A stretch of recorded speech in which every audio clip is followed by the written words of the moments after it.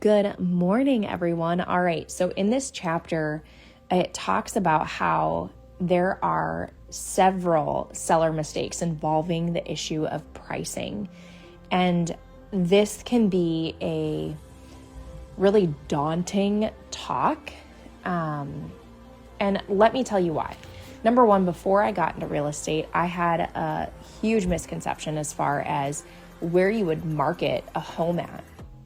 And it takes a lot of consideration to go through a comparative market analysis. And in that, making sure that we're looking over the last 6 months in the neighborhood that we're at and looking at the things that are sold, the things that are pending, and the things that are active as to why we place your home where it's at.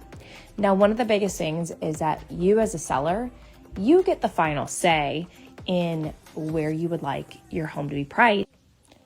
Let's talk about why we price the home where it's at. Nothing loses a potential buyer faster than an overpriced home.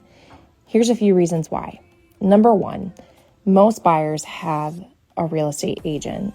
And in having a real estate agent, anyone would want to protect their buyer to make sure that the home is where it should be at. Are they getting the price that it should be listed at? Now, as a homeowner, I can understand the misconception of, okay, well, I'm going to put my price up by this because I know that someone's going to offer me a lowball offer.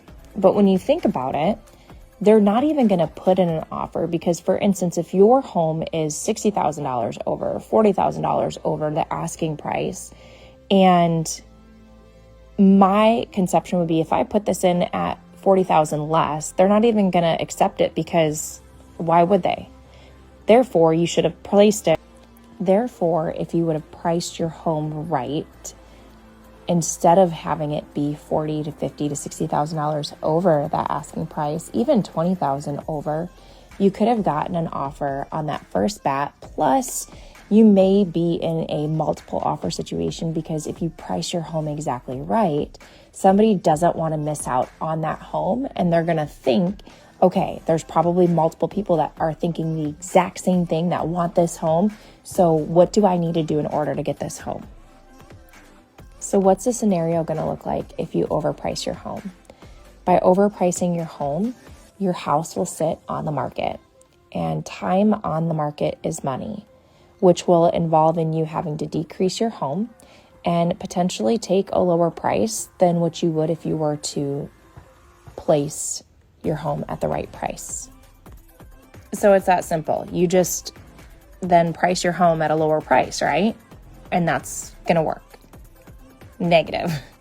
That's not what we want to do either. We don't want to offer a lower listing price because although it may decrease the time for you to sell the home and you want your home sold, you might also leave several of thousands of dollars on the table. So learning how to price your home the right way based on the research of what's going on exactly right now is the most important thing for you to do.